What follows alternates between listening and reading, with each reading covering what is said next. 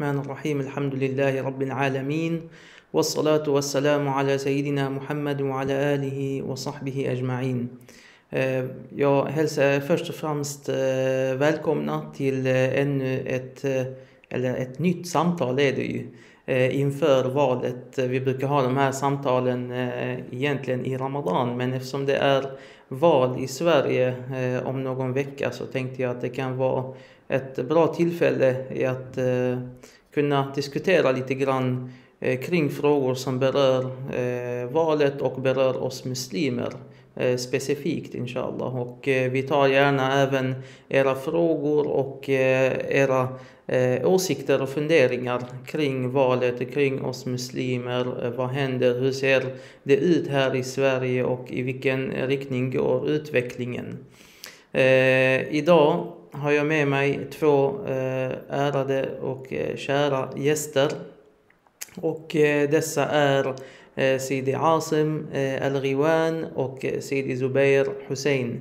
Dessa två är från Danmark, så att samtalet kommer vara på engelska. Vi svenskar förstår ju danska, men inte kanske så jättebra alltid.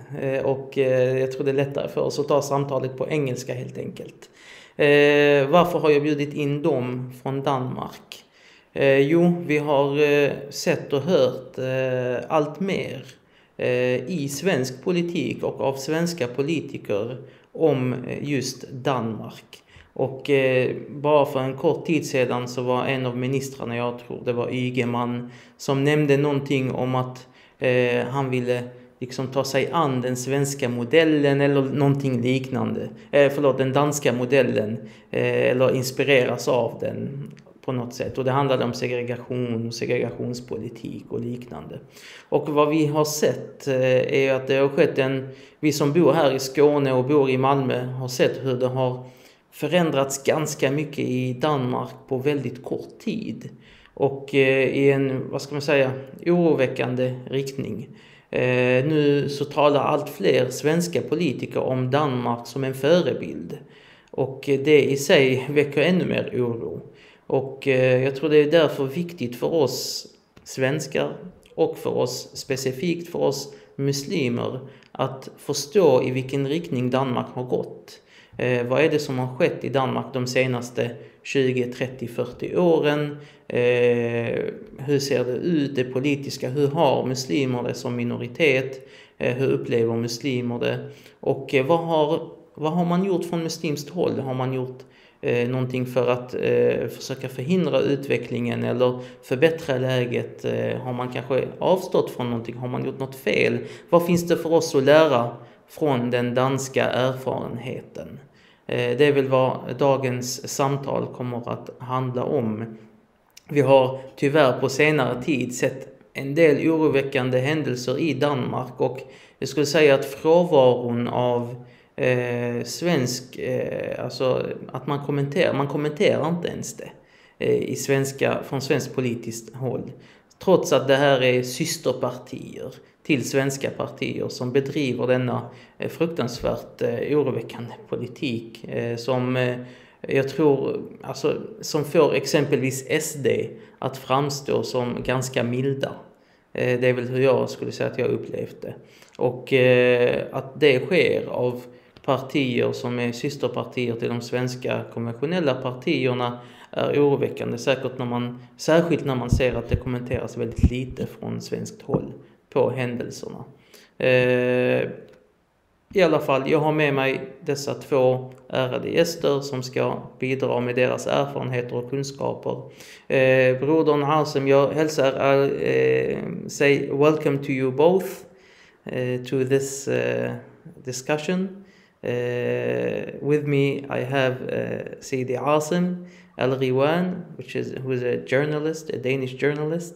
And I have with me as well Sidi Zubair Hussein, who is an expert in health issues and a consultant in health issues and works a lot with statistics, which is very important when it comes to these issues that are happening and developments and the whole discourse on immigrants and minorities and things that are happening within minority communities. And we know how easy it is to play with statistics, so it's good to have an expert on these issues, I would say, with us. So I start with welcoming you. Assalamu alaikum. Wa alaikum salam wa rahmatullah. Thank you very much on having us on this program.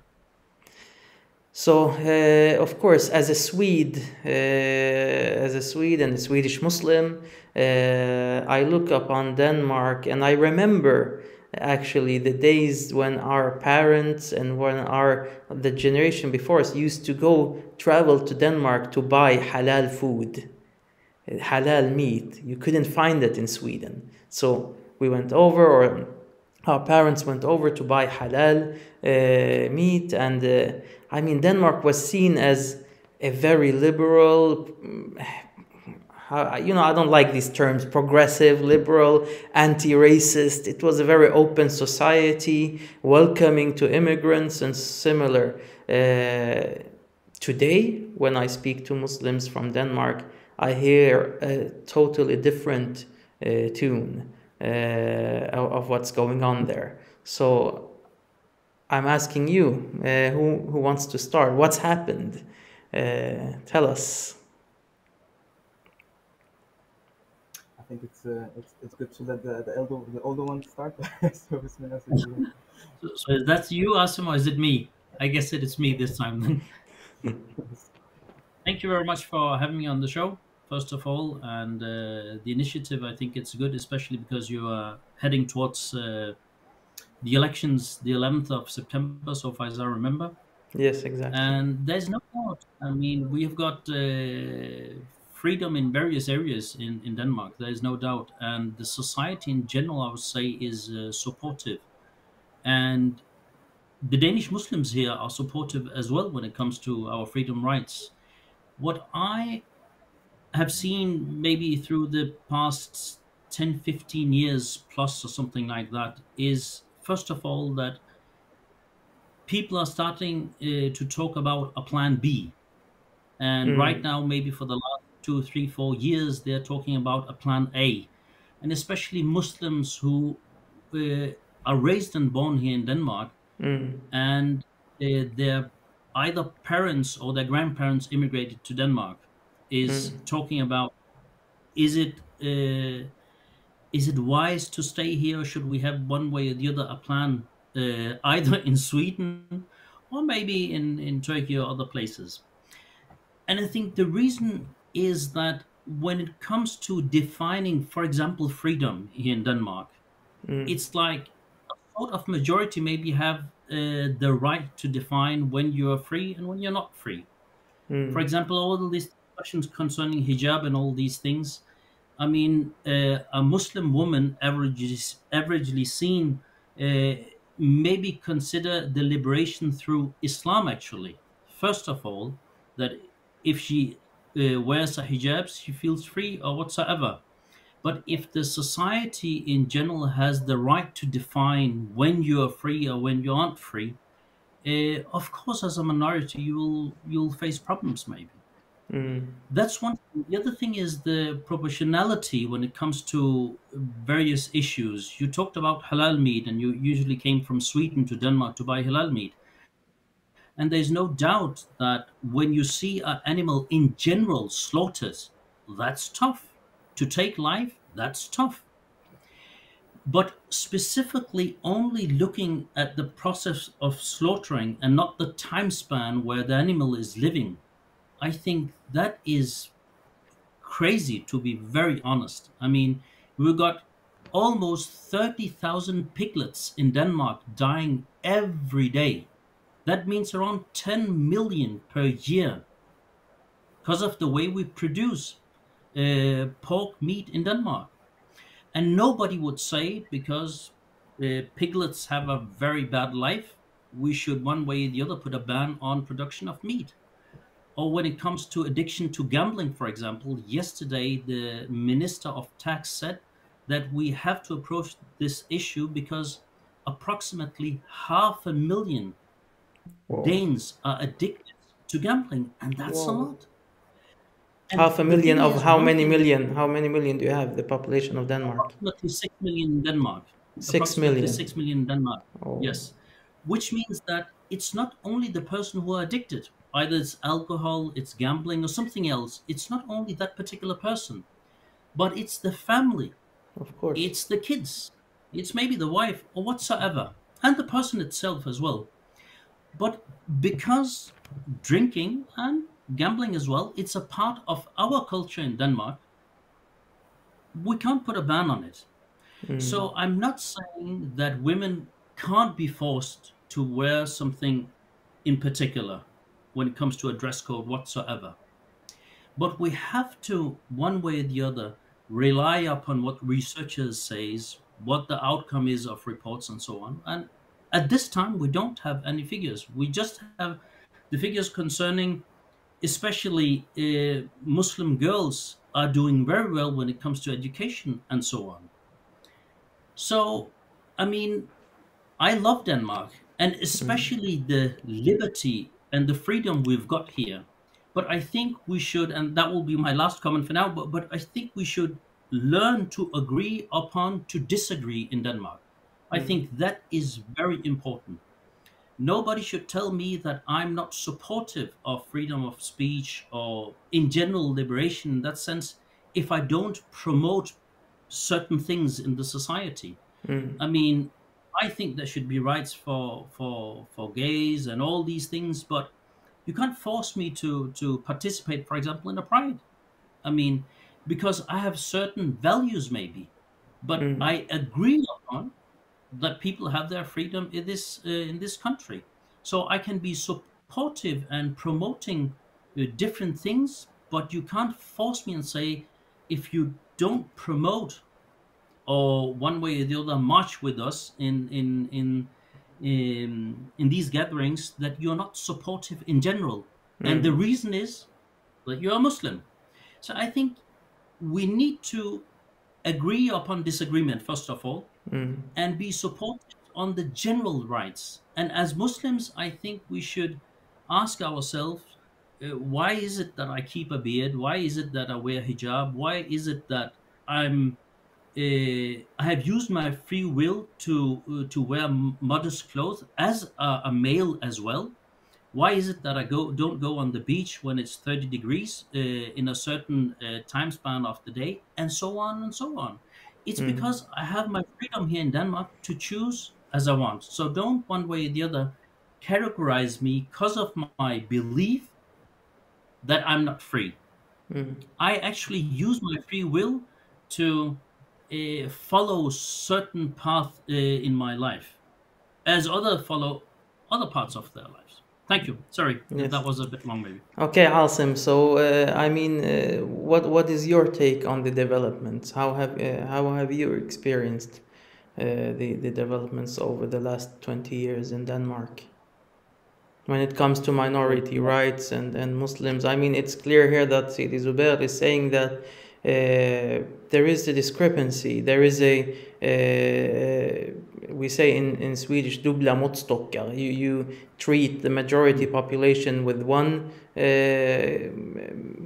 scale and you treat the minorities with another. And of course, this is yeah, discrimination to say at least. So how have you felt it or experienced So it? Bismillah, also thank you for having me in this dialogue. I think actually, in general, this dialogue can actually be quite helpful in order to help uh, you, our brothers and sisters in Sweden, perhaps not to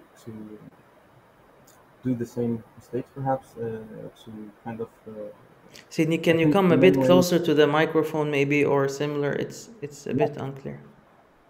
Or So I speak a said, bit louder. Bismillah, yeah. Do you hear me well? Yeah, I hear you, but it's a it's a bit It's unclear. far. Yeah. Okay. So I said I think this dialogue is actually can be quite helpful in order to help you guys, our brothers and sisters in Sweden. I think in general, this is what we speak about sometimes. I think that Sweden could be like 10 or 15 years behind Denmark in developments in general. So Mm. I think perhaps it's very good to have this dialogue in order for Muslims not to commit the same mistakes, to kind of learn from whatever is happening. So you asked how have Muslims felt in Denmark in the last many years. Um, Before this dialogue, I kind of tried to write down what are the actual concrete initiatives that have been taken towards Muslims, Yeah. and I can just list a few. Okay. So you have a list. There's been a like a state-sponsored list of hate preachers, uh, where uh, several scholars or several primarily Muslim names who are on this list who cannot enter Denmark, and actually they cannot even enter the entire Schengen area. You have the Imam law that I think we're going to speak about, which Yeah. is basically a law that's very populist. If you utter or approve or accept anything as a part of religious education that goes against Danish laws and values, you can be subject to punishment by jail. Um, you have religious organizations and mosques cannot receive funding from other states. You have a lot more control, specifically with the Muslim private schools. Um, you have the entire circumcision debate. Circumcision is still allowed in Denmark, but that's mostly because of the how do you say it? Because of the whatever the Jews kind of went in and did. So basically, it's still allowed, but they want that could be a possible next step. You have the niqab ban in 2018. You have the handshake. You cannot receive the Danish nationality without shaking hands with the mayor. So the, there's been a start of making laws specifically about very very small things. I mean, shaking hands. Why would you even do a law about that? Um, but that's what's happening in Denmark, and I think perhaps How does that one of how does that go when it comes to them claiming that it's a liberal country and freedom of speech? And then countries like Denmark and of course Sweden as well, they're very they're very interested in being seen and being as well, maybe to some extent, a country that put forth freedom and liberal values and so on. And when you mention a law like the Imam law, which has been called the Imam law, I don't know if it's like that officially, but that's what it's known by, right? I mean, the things you mentioned there. So if you teach anything that goes against Danish values in your religious education, you can actually risk going to prison. I mean, imagine this being in Saudi Arabia or Iran or some other Muslim country, right? Where you have a Christian minority that is being told that, if you teach anything in your religious education that goes against our values of our country, then you'll go to prison. If this is so, what would these countries say? What would Denmark say to them? They would say, you're illiberal, you're this, right?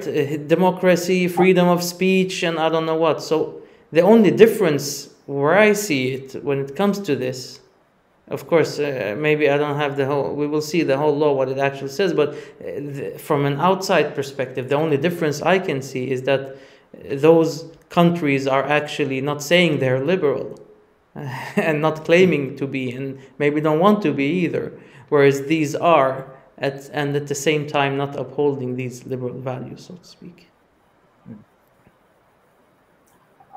I think personally I have a hard time answering that question because it really doesn't make sense to have values that you constantly actually go against.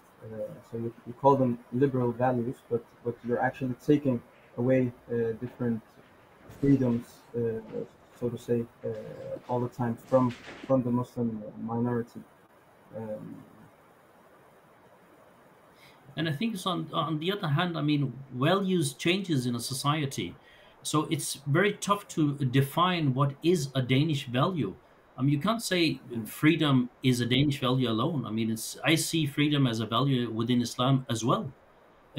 So it's like when you say that whatever is good or whatever we define as good in a society, that comes from our progressive Western society. Now I'm part of the Western society, but whatever comes from, for example, the Middle East, whatsoever, is from the Dark Ages. I mean, you will one way or the other have clashes, and even when concerning the law of the handshake, you had mayors around Denmark who said, "Well, we've solved the problem. We have got women's to shake hands with women's if they want to, and male." And then the specific politicians, Inger Støjberg, said, "Well, that's not the reason why we passed the law. The reason is that it should be opposite sexes." So it's just that, I mean, are you going to do that But because it's of making you a want to? statement. It's making a Exactly. statement. So what statement are they making? What is I the think statement they're making? I think perhaps one of the main differences between Denmark and Sweden is in Sweden, perhaps I'm just guessing now. In Sweden, you're still having some kind of relativism when it comes to different values. I think in Denmark, in the general debate, there is an acknowledgement that Western, Danish, European values are better, and this is how it is, and you have to Mm. accept it like that.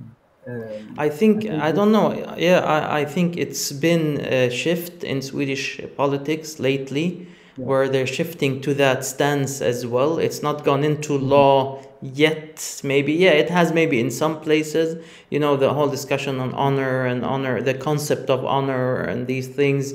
It goes into the issue of values, of course, I would say. However, I think to a lesser degree, we might going in that direction, and it's of course from the far right this kind of discourse comes. However, I can see it even with the left. I mean, the liberal left are very relativist. It's postmodernist, relativist.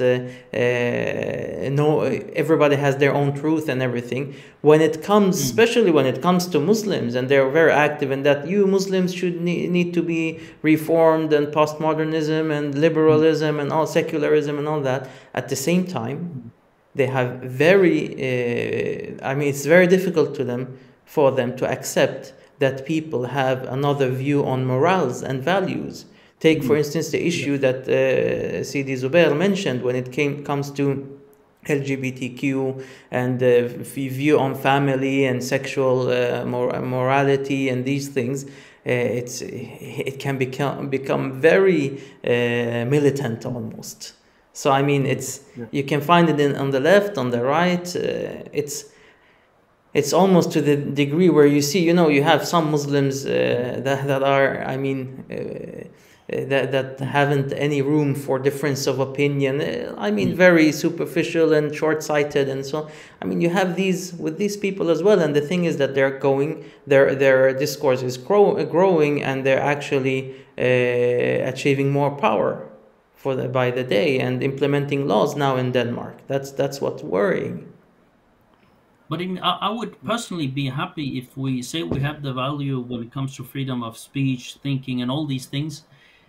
If a stigma is not put on me while I'm saying that within certain areas, when it comes to family relations, clothing, and so on, I might think this sort of lifestyle is better than maybe the majority. But the problem is that if we agree upon saying that you can have the set of values you want, and the majority might think but these values are best for us or in general for the whole world, if you're not put if a stigma is not put on you saying, well, I disagree, I think this value when it comes to clothing or family behavior whatsoever is better, then I think it's all right. Let it be. But But if a isn't that, stigma is I put mean, on you isn't that you're not free and so on, then there is a yeah. problem. This was supposed to be the foundational principle of liberal democracy: freedom of opinion, freedom of speech. Exactly. But I mean, okay, so all this, when they did the caricatures of the Prophet sallallahu alaihi wasallam and all these things, then they're very eager to defend these freedoms. But now with this imam law, so-called imam law, we see the opposite. I mean, you can infringe freedom of speech very easily. So how does it go? I mean, how do they do that? How do they philosophically, ideologically, how do they justify this?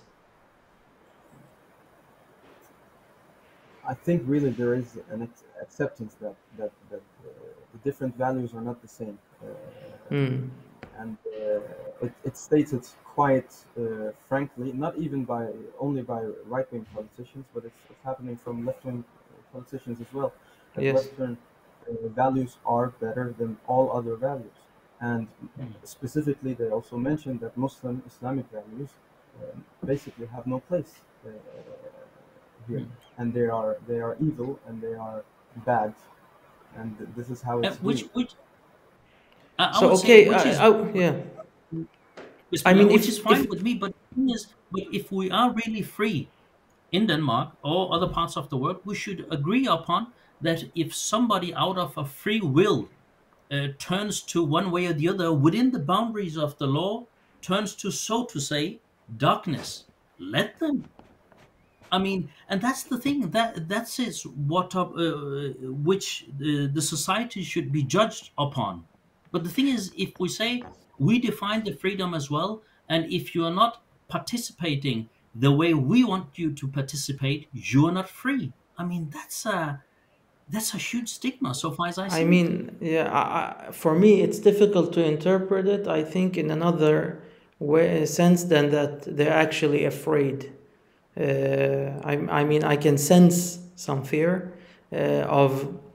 I mean, I think the intelligent ones amongst them realize that their values or sets of ideas are non scientific. They don't hold up in a debate. They won't hold up in a debate, neither philosophic, logical, or whatever. And thus tend to go towards other things. I mean, we know this in relationships, daily relationships between people. When you can't defend yourself by words, by arguments, you go to more violent measures, so to speak. You use violence or the threat of violence, which in this sense, an imam law threatening somebody who speaks for Islamic values to go to law to go to prison. This is a threat of violence, right? And I mean, it's. Could you give an example? Do they have examples of this law just for being more concrete? What do they mean by things that go against Danish values?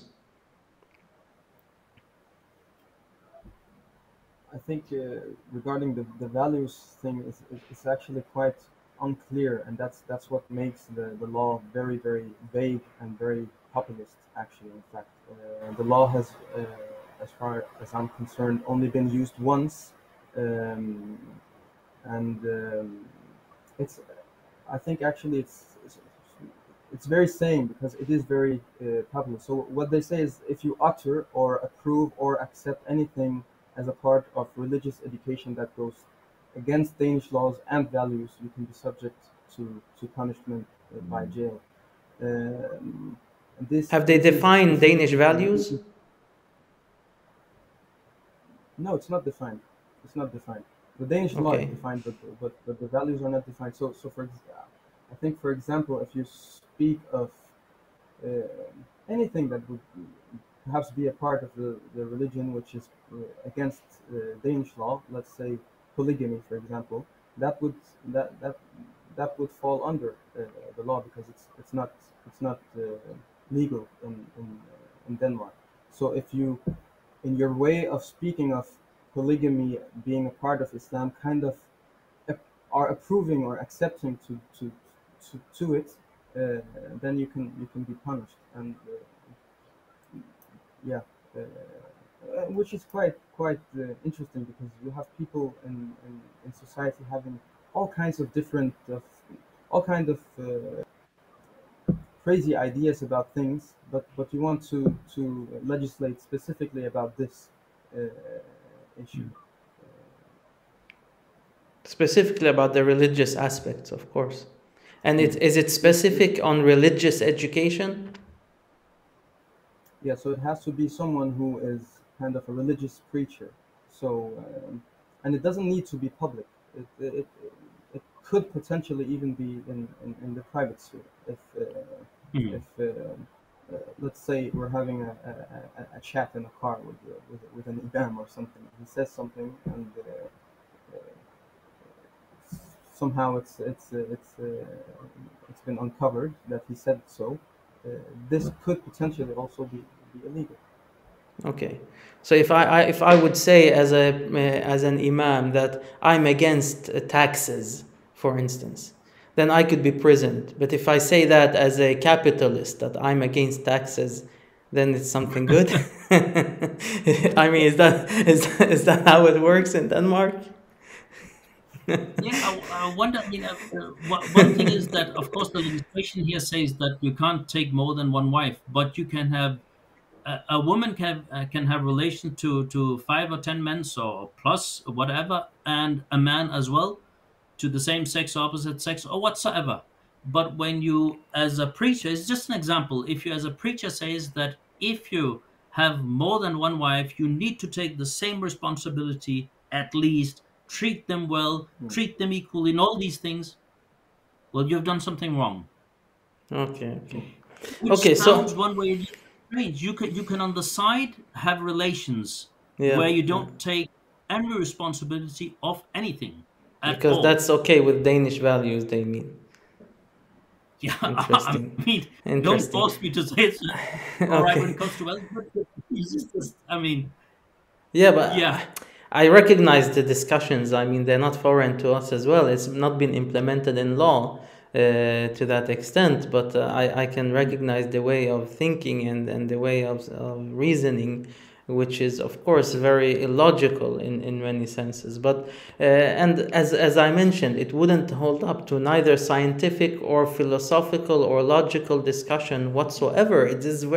It's very weak. The value, so-called values, are very weak. So these are details, okay? Just another detail. I saw something recently I would like to hear from you about that's happening in Denmark. Something about hijab. There are voices to try to ban the hijab. What's going on there?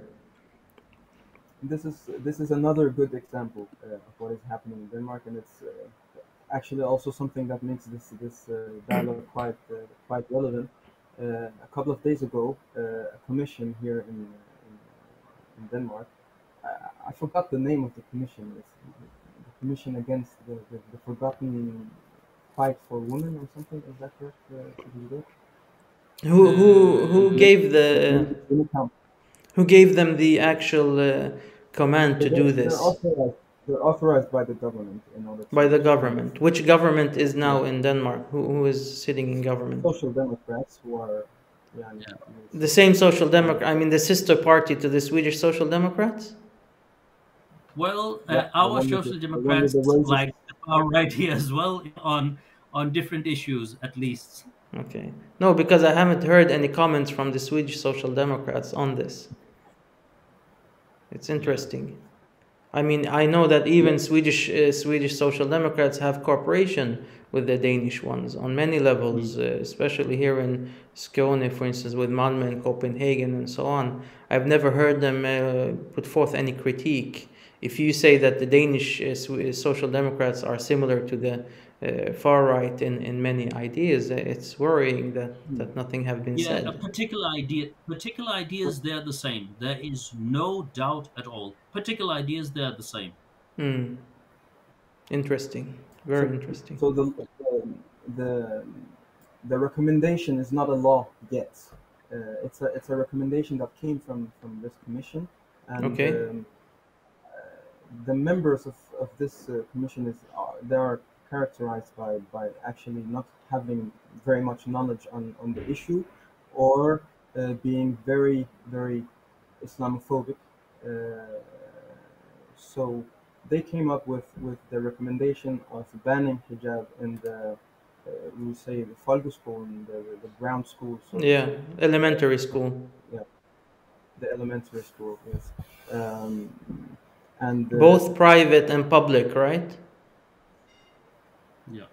potentially, yes, yes. Yeah. I think Mm, that was mm, mhm. the case.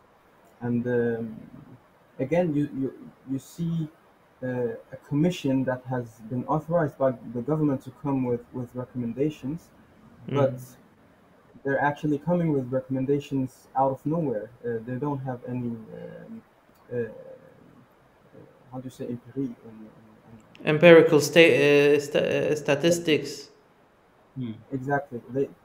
They don't have anything, and this has been shown quite clearly in interviews. The last evening they were in Denmark's Radio's deadline program, and one of the members, and she couldn't actually answer. Like, did you even speak to one uh, girl with hijab? And they haven't.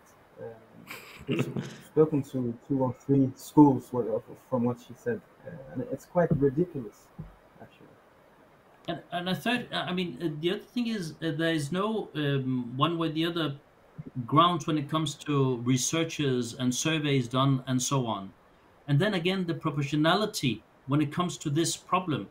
For sure, I can find maybe 10 girls or women plus who have a problem with the hijab or forced or whatsoever. But if we, one way or the other, make a guess or I make a guess, and upon that guess we should say we should pass a law, or we will get huge Hmm. problems in Denmark. I mean, if one child is killed on a particular street in Denmark, we don't reduce the speed from 60 to 30 because one child is killed. And because Hmm. 30,000 piglets are killed every single day in Denmark, we don't change the law or put a ban on meat production and so on. So I know even one example when it comes to oppression, social control, and all these things is too much. But if the majority within the minority says it's a liberation for us, Mm. don't dictate what we should wear or not wear. I mean, who are we to liberate them by force? And how? The commission was asked as well, if this law are passed, what should the schools do? Well, we don't know. That's it's their responsibility. And they asked the schools, the community around these schools and so on, what will you do? They say, well, we can't force anything upon them. And we I mean, don't you see have a the problem. children's rights, children's freedom of religion, all these things that are, I mean, international law and all this. But I mean, for me, these details are quite irrelevant. It's the trend. It's what's going on behind, right? Why are these things going on? Why are these things accepted in a society? I mean, this is the more worrying thing. And okay, so we've seen this development. It's very clear that there has been a development. It's been even implemented into law. They're even ready to go as far as going against their so-called own values of freedoms and so on, to infringe upon, for instance, freedom of speech when it comes to preachers and religious education. However, just a question on that. Are you still allowed to have a Nazi party in Denmark officially? Yeah, yeah, as far as I You know. can, right? Okay, Well, I yeah, guess okay. so. That's It should just be. within parentheses. Okay, so Yeah, yeah. they go to all this extent, right, to infringe upon the freedom of speech of imams and so on, and so something is happening, right? So what have the Muslims been doing with all this I think, development? yeah, there's no doubt there's a trend, Yeah. and the trend is for the worst one way or the other. I think what we as Danish Muslims, I think people have been trying as well, but we, I think we need not only to define our way of choosing lifestyle and so on, because we have the freedom when it comes to the law here in Denmark, but in general we have to define our freedom or our I mean, the way we choose the lifestyle within the values of Islam as well, because the outcome will be the values of Islam will be known to the surrounding society. I mean, for sure, the surrounding society is right now guessing what is the values of Islam, and I think even if I look within myself, I mean, I might not be clear when it comes to the values of Islam. I might be brought up in a certain way and see a value within it, but I don't fully know the background. So I think there's two dimension in this. We as Muslims, Swedish Muslims or Danish Muslims, uh, need to one way or the other implement is that find the core values when it comes to Islam and why we do certain things in a certain manner. And of course, we are happy to live in a free country. We are raised and born in this free country, and we are supportive when it comes to the freedom rights. And by the freedom rights, we choose to live in a certain way or manner, which is, so far as I see it, supporting the freedom rights of Denmark. Because we are showing that there is a vast way to use your freedom. I mean, you can walk around covered or you can walk around almost half naked at the beach. I mean, it's your choice. But don't tell me when I'm liberated or when I'm not. I Are mean, you allowed to go around naked in the city, for instance, in city center? no. You're But not. you're on certain beaches. Okay, so can a woman go topless in the middle of the center? Not so far as I know. Okay. Fully naked is Because not possible? it will be a disorder for the. Okay, so they have some kind of hijab limit, so to speak, that is necessary. It doesn't include the hair, but it includes the breast, perhaps maybe the private parts. So you have Well, some kind of forced hijab. you're allowed to have clothing which is see-through. I don't know. Maybe I don't think you're allowed to walk around naked. But Okay. topless, I think they're. Yeah, I don't know. I'm not sure. Okay. Okay, so what have the Muslims done? What should the Muslim do more?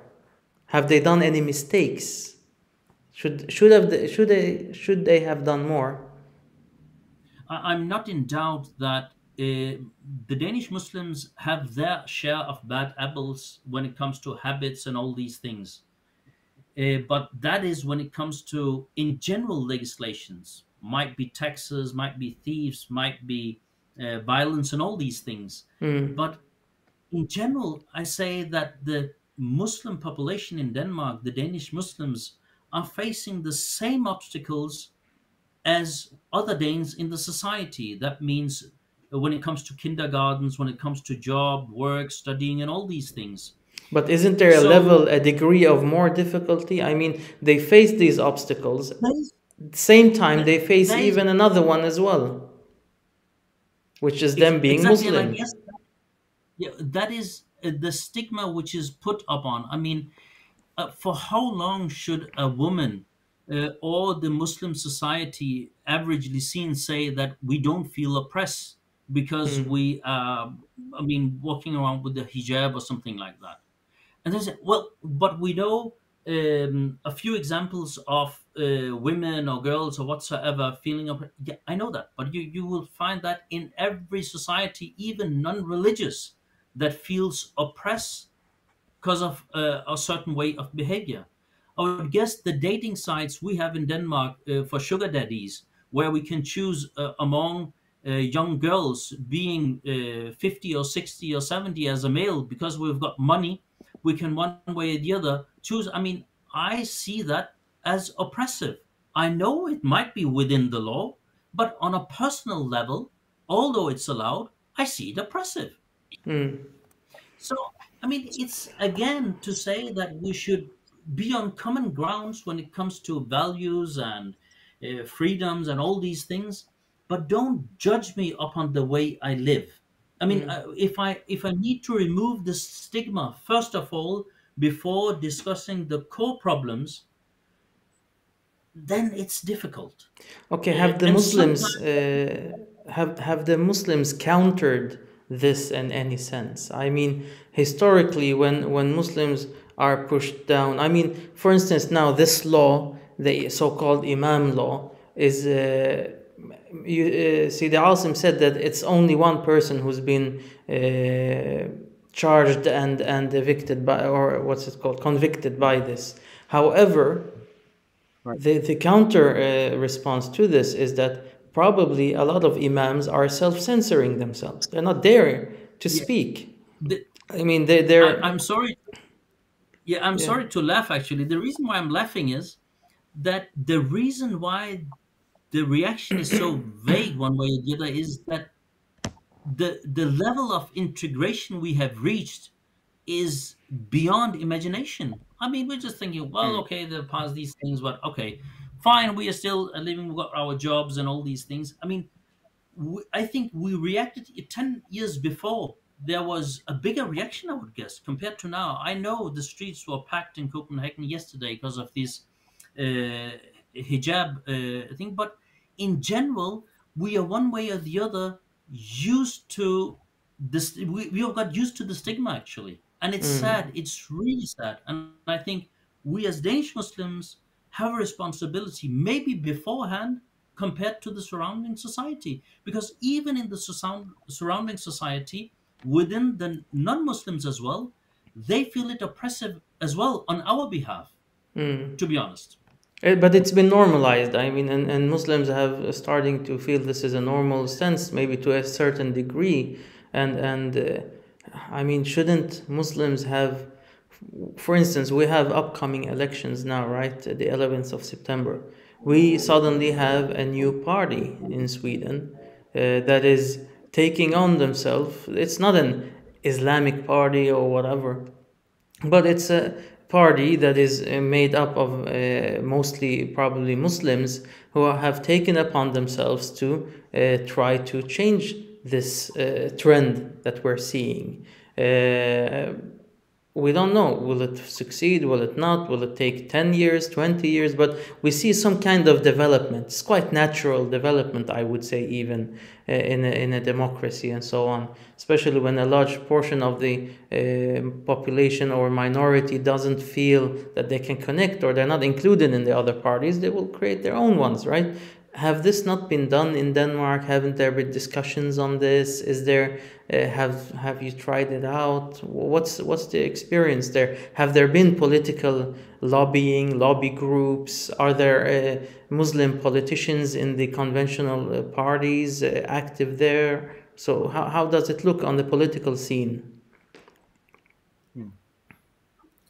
I think perhaps Sidi Zubair, you're probably better to answer this question. And I I think would say, there I was would add as well that within the Swedish community, at least in a city like Malmö, right? Maybe to a lesser degree in other cities, but a city like Malmö, which have perhaps a majority immigrant population and a very big Muslim population, we have Muslims in all parties, you would say, to one extent or other. And now added to that, because there's been a feeling of that even these politicians with good intentions, everything are held back, right? They're not given their space. They're not their voice is not listened to. They're maybe even sometimes they're used or abused by the political parties just to catch votes. So this feeling have now led to that another party, like a minority party, is established. So we see some kind. There's activity. There's no passivity, at least on the ground.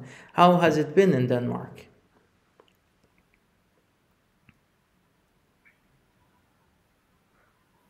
I mean, Go ahead, youngsters Sidi. have been participating for several years. Young Muslims has been participating in the political game, so to say. But I think the standard question through the years, maybe for the past 20 years, has been when it comes to Sharia and the secular law, what do you value the most? And so, I mean, all Hmm. these questions, which is irrelevant in that sense that when you participate in politics, you have made up your mind one way or the other.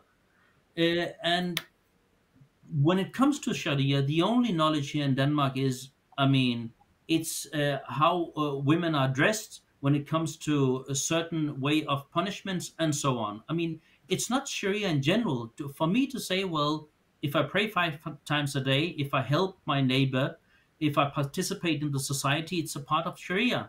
I promise you, I'll be asked, no, no, you know what I mean by the question. No, I don't, because my view on Sharia is not what you think it is. I'm not in Iran, I'm not in Saudi or some third country. I am in Denmark, Mm. and I'm raised and born here. I'm a Dane. My religion is Islam. So, I mean, why ask me these questions compared to others? But have the Just Muslims, coming back to that? I mean, so it seems, have there been any initiatives? Has there been any mass protests? Has there been? I mean, for us, when I hear about some of the things that goes on in Denmark, I become quite.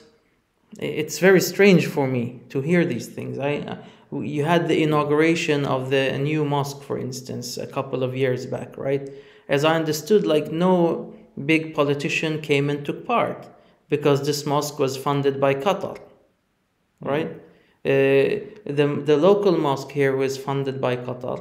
Tomorrow there's a big meeting, and all the heads of the parties will take part there, try to catch votes.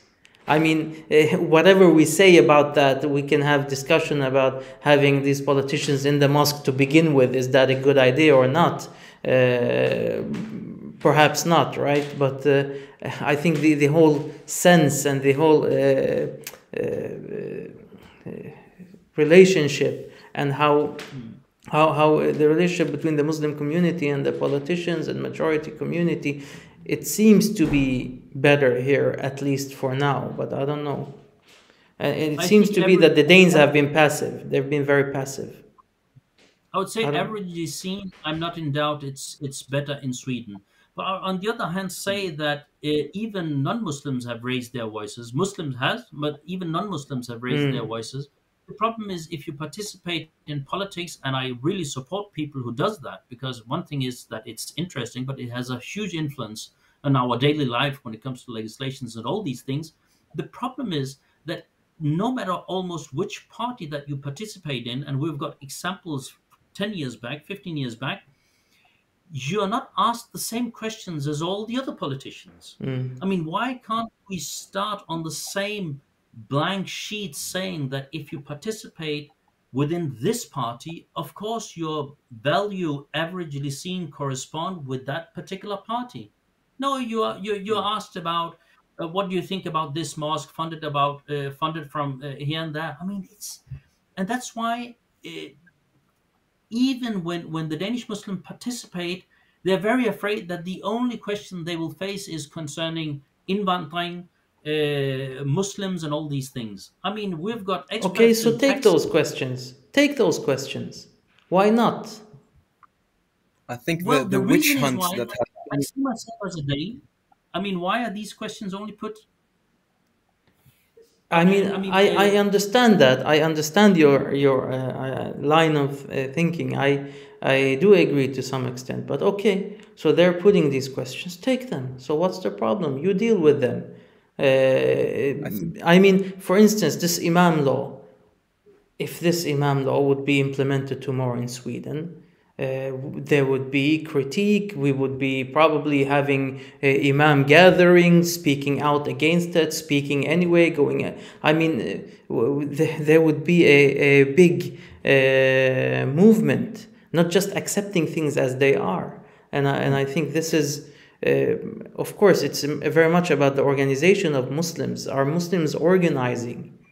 I mean, if you would have, I don't know how many Muslims you have in Denmark, how many percent, but here around in around 4 or 5%. 4 or 5%. So I mean, that's you need 1-2% to have an important role in an election.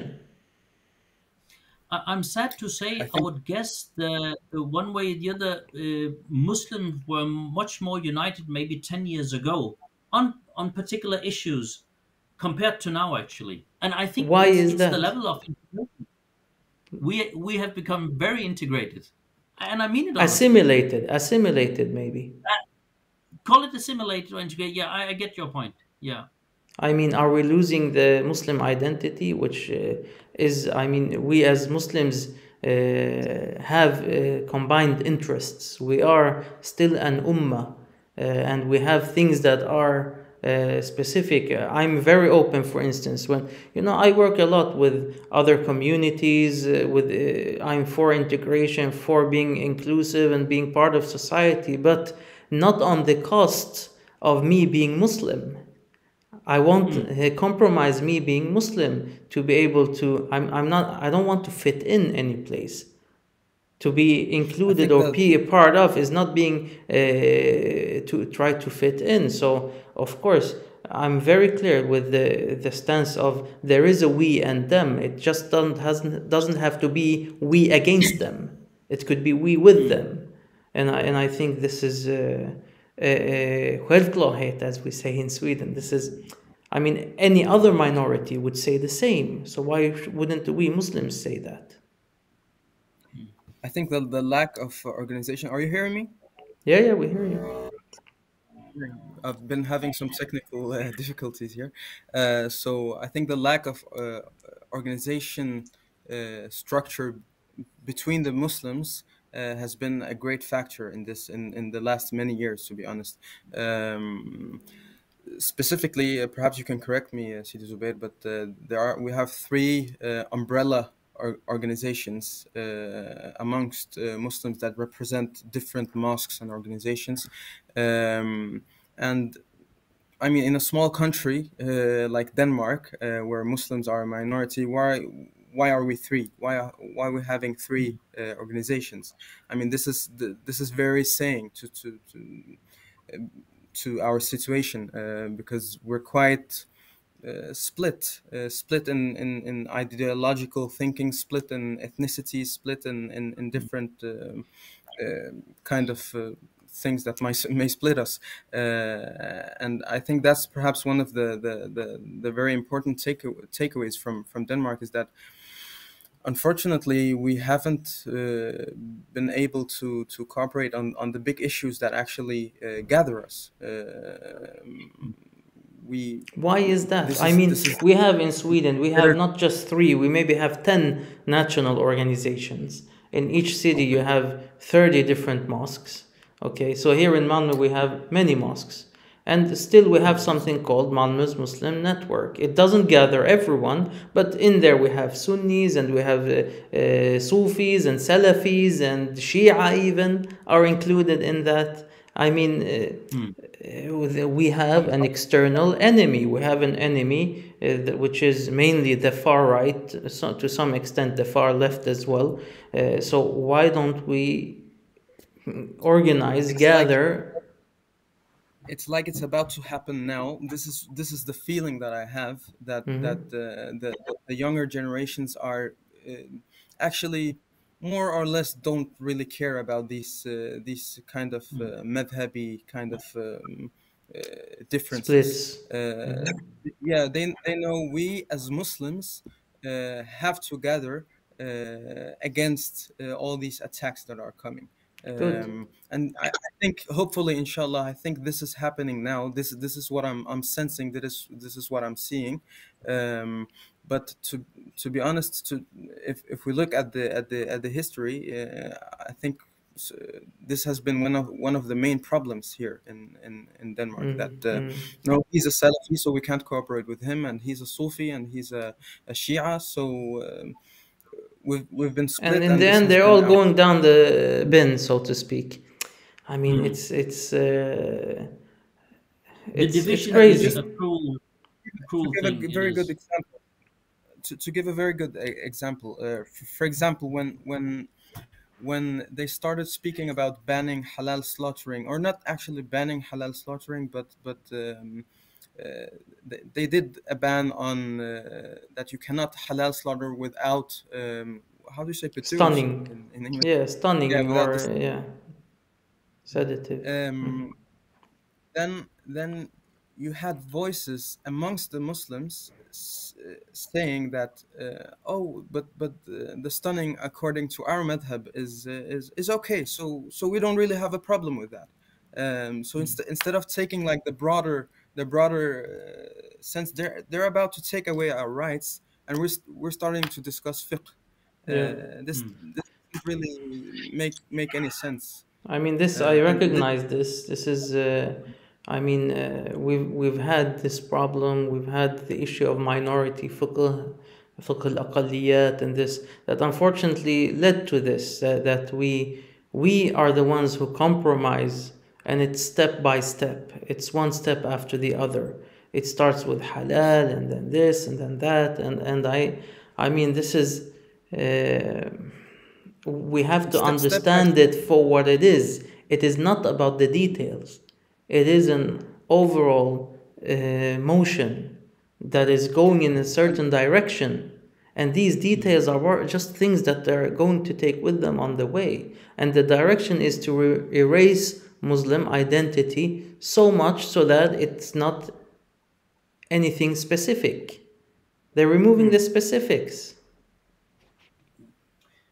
I think the other issue in Denmark is among average is seen among Muslim is that we react upon what happens in the society. Mm. Yeah. And if we one way or the other should be proactive, I think we should have certain things which are so essential values for us when it comes to Islam that we have to work upon and promote with Muslims and non-Muslims. But we have to be united among the Danish Muslims as well to present these things. And I think the unity was average seen much more there 10 years before compared Mm. to now, actually. um, and I think it's really sad because the coming generations they will face very Yeah. tough times Yeah. if we don't stand up now. We're even late now because we are reacting upon things, and because we have become so passive in so many manners, we are even not reacting now. Yeah. I mean, I can just tell you now what's going on in the Muslim community in Sweden. There's lots of motion internally Muslim.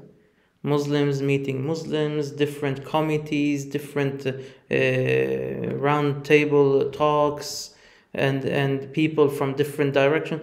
Of course, it's far from perfect, but things don't have to be perfect. We shouldn't expect perfection in this dunya. But there are lots of things happening. Voices are gathering, and Alhamdulillah, I think it's. I hope we're being more proactive and thinking ahead. I hope so. And I Inshallah. think to be proactive compared to react upon things which comes in politics or the society in general, I think that would be a great learning for the Swedish brothers and sisters, I would guess. I mean, Yes. because it will prepare you much more to the coming times, compared to if you only are reactive upon what the politicians, one way or the other, give you to react upon.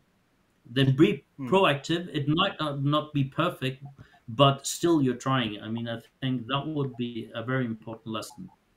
Yeah, and I think that Yeah.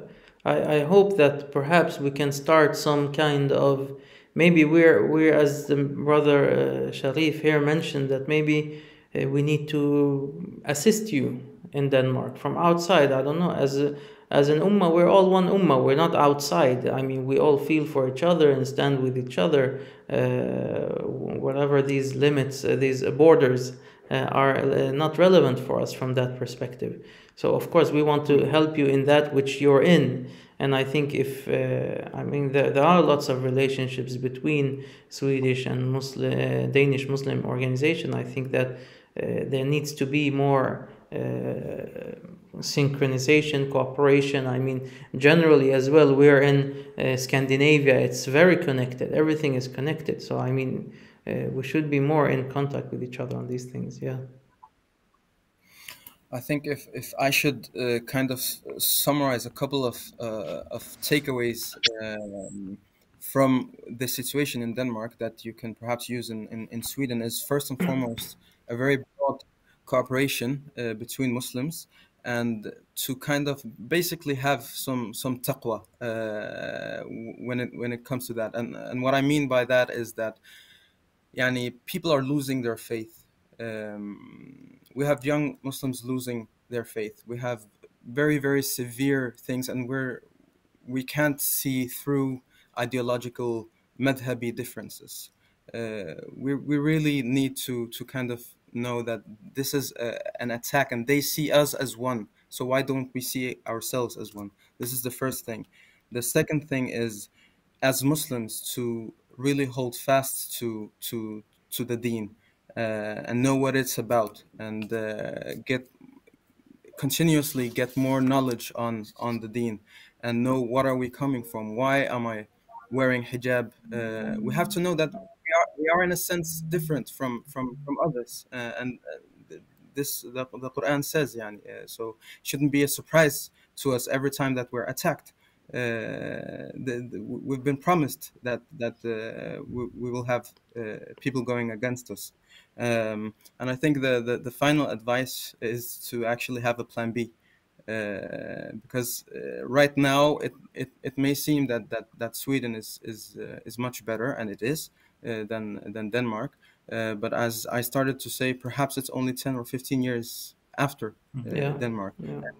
and development can go very, very strong, very, very quickly. So I think it's very important to actually have a plan B, Yeah. and each individual or each family has to know what are their plan B. It shouldn't come by surprise if we suddenly have to make a move.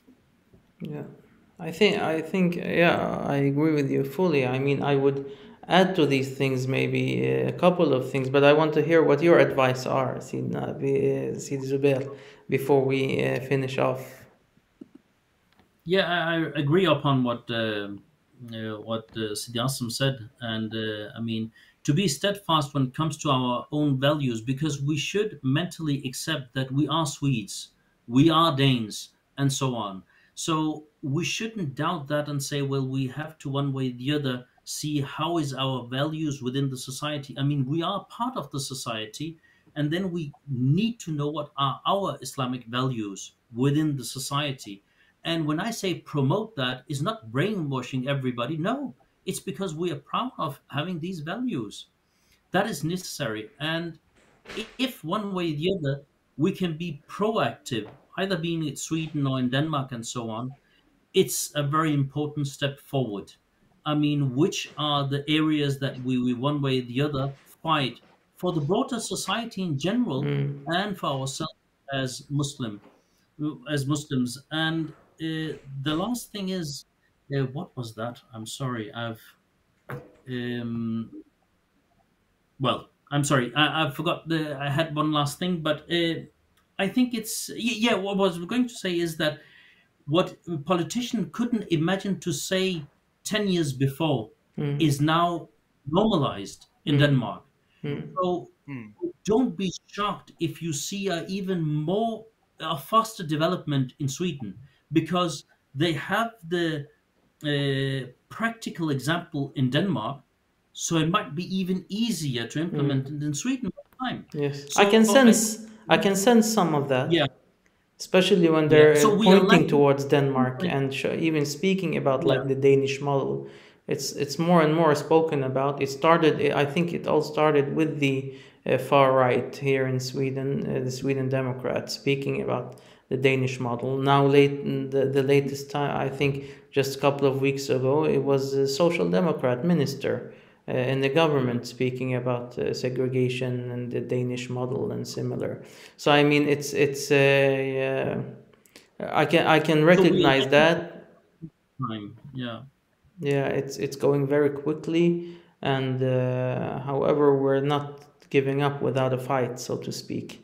I think there are interesting things happening in on the political arena here in Sweden. I think the development with a new party. I don't know what to expect from that. Of course, it could, but I think just the development itself that people are organizing is very interesting, and I'm very interesting as well in the reactions.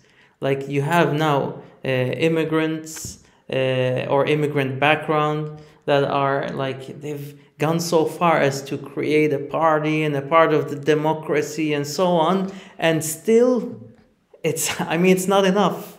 They're maybe the most well integrated, but they're now being attacked and for this and that and so on. And of course, they have things they need to work on as an organization and so on. But still, it's a very interesting development, I would say, and it puts a lot of questions to the Muslim community. It puts a lot of questions to Muslim politicians and all parties, and to majority society as well. I mean, why have they let things go so far so that Muslims do not feel included, do not feel a part of general society? And I think this is.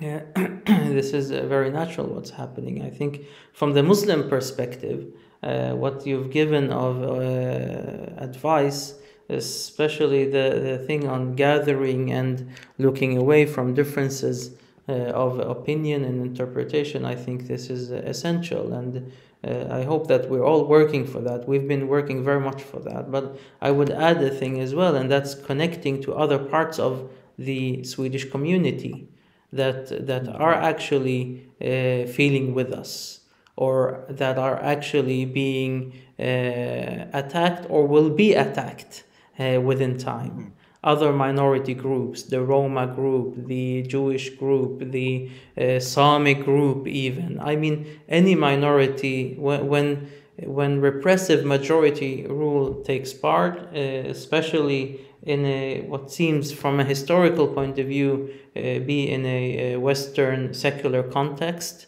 it could become very dangerous. It's developed very, very bad in a lot of Western countries the latest 100 years, with secular repressive regimes, fascist, Nazi, and all these groups. I mean, it could go very bad, and I think all minorities have a point of concern there. So I hope they also try to work together on these issues, despite the differences, because there are many, of course, different of views, different of morals, different in politics, whatever. But the major threat is out there, and it is a real threat. I mean, I just read a report today about people connected to right-wing extremism and Nazism, and that are part of the elections now in 2022. Okay? So these are people, politicians, that in somehow are connected to a right-wing extremist or Nazi. Not Sweden Democrats, really right-wing extremist and Nazi groups. Okay? So I think the number was 800 something in connected to the Sweden Democrats. Of course, they had the majority of these. But you had like 20 something persons in the Social Democrats, 20 something in the Moderaterna, 4 or 5 in the left-wing party. I mean, you have them in all these parties.